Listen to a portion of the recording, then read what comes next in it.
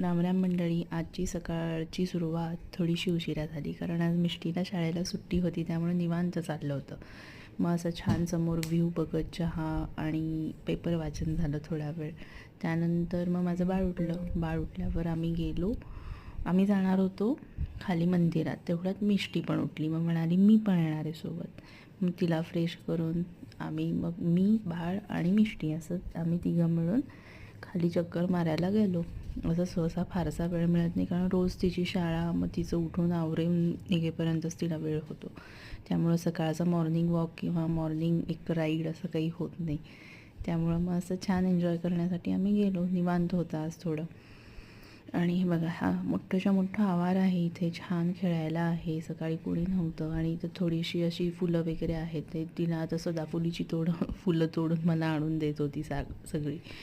आणि मग असे हे गवतांची फुलं, गवत उगवलेलं असतं तिथं गवताची फुलं होती काही, ती पण मला तोडून आणून देत होती. हे बप्पाला दे घरी गेल्यावर म्हणून. असं छान छोटासा एन्जॉय आमचा चालला होता सकाळचा.